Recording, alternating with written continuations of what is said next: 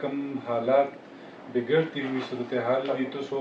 امن مارچ هم وکړو د هغې نه باوجود هم د اپریشن خبرې اترې کېږي اوسه پرې څه نتایج یې ووتل؟ بسم الله الرحمن الرحیم. ډېره مننه، شکریه ټول اورېدونکو ته هم دا وسلام. مو نور څه کولی شو خو چې د چا په لاس کې اختیار نه وي هغه صرف جړو کولی شي، فریاد کولی شي. امن مارچونه، جلسې، جلوسونه دا جړو دا کم د خپلې کمزورتۍ اعلان دی چې مونږ کمزور یو، په مونږ ظلم کېږي، نور څه نه شو کولی خو په روډ باندې خپل وطن د واکدارانو مشرانو ته جوړو، د خپل سټیټ او حکمرانانو ته جوړو چې دا ظلم ما کوو. مونږ چې څومره مارچونه، څومره جلسې، جلوسونه وکړل، الحمدلله ډېر مثبت نتایج دي. دومره مثبت نتایج دي چې مونږ به په 2011-12 کې جلسې جلوسونه کول. هلته یوه مشکل دا و چې دلته لوکل تنظیمونه او وسلوالو، نو که مونږ به چې د ګورنر هاوس یا خیبر هاوس پی دفتر مخې د تقریر وکړو، نو که یو طرف لا به د جنسو کالر تللو دمکې به کېدلې او بل طرف لا به د وسلوالو په مرکزونو کې خپلې پیشې کولې.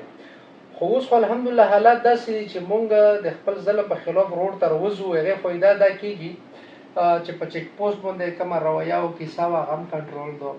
کومه د ماټر ګولو شیلنګ به و یا کومه داسې بې ګناه ویشتل به و هغه ته ډېره حده پورې کنټرول دو. د اوس چې کوم مونږ امن مارچونه کړي دي هغو خو دا فایده ده چې دومره ډېر پریشرایز دي چې که دا امن مارچونه، جلسې، جلوسونه په تیرو یا په بوډا پېښور نه کېدلی نو د تیرو به اوس نور حالات وای. تر کومه پورې به کنټرول ساتل شي دا هېچا سره هم دا ګارنټي نشته، خو بهرحال د ظلم په خلاف باندې اواز اوچتولو باندې په ظلم کې خامخا کله څه کمایل شي. بله خبره دا وه چې منتخب نمایندې او چې کوم بړه سیاسي اتحاد دی په کور دا چې خلک تمه د منتخب نمایندونه وکړي او نن سبا خلک تاسو وګورو نو بړه سیاسي اتحاد نه توقعات لري چې هم به دغه سټرګل کوي. اول نه کې لګیا هم دي دغه اختلاف هم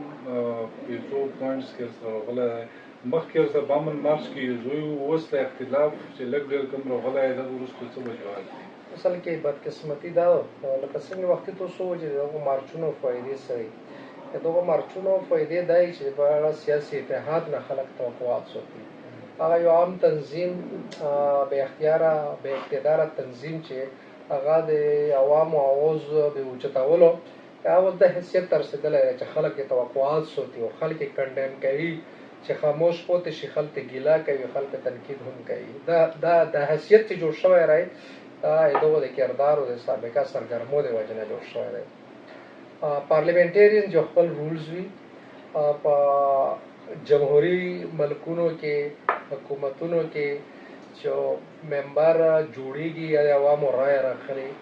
هغه له منډیټ ملویږي، هغه ته سرکوري ګوړی ملویږي، هغه ته سرکوري عهده ملویږي، هغه یو سیټ وي، هغه یو پروټوکول وي.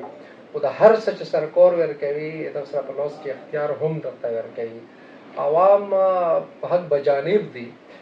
چې د وخت حکمرانانو نه او د پارلیمنټیرینز نه یا د نمایندګانو نه غوښته وکړي د اخلاقو په دایره کې آئیني، قانوني او جمهوري سرکل کې دننه دغه نه غوښته وشي. دا ټیک ټاک سره بله دورای شته نه پکې.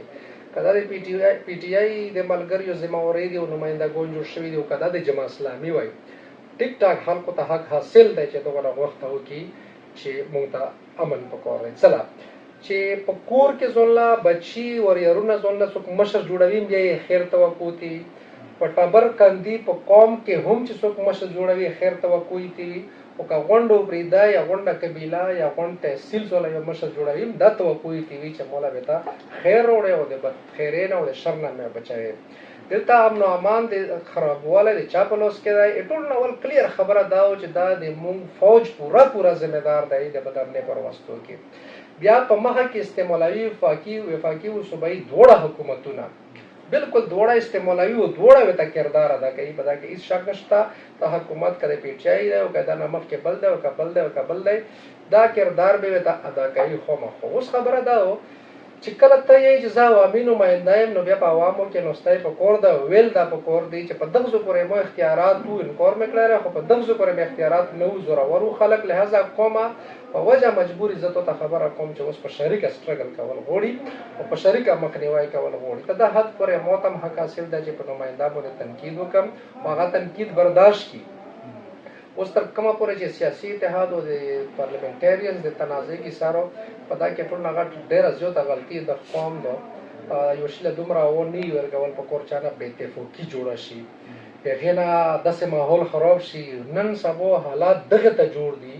چې د وخت ضرورت دی چې موږ اتفاق راولو موږ ته د نور قوتونه دومره زورور دي چې دا غواړي چې دلته پارلیمنټریان هم کمزوري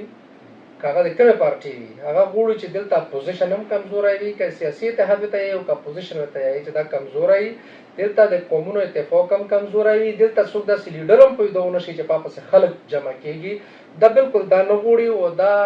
منصوبه کمیابېږي او کمیابه ده چې موږ په خپل منځ کې دا رساکشي راونه کړو لهذا هیچا ته هم داسې نه وي په کور چې اتفاق خراب کړي د پارلیمنټریان کردار معلوم دی چې څه ذمهواري لري د اپوزیشن کردار معلوم دی چې هغه به کم کور وي په دا دوه شیان د تاریخ نه وضع شوي دي دا کې بیا جرګو ضرورت نشته چې څوک په غلطه دی او څوک په ټیک دی هر سړي خپل کردار او رول دی هر سړي ته عزت ورکول پکور دي احترام ورکول پکور دي په شریکه باندې دغه لوکې ته سټرګل کول پکور دي چې امن امان بحال شي ډېره مننه وکړئ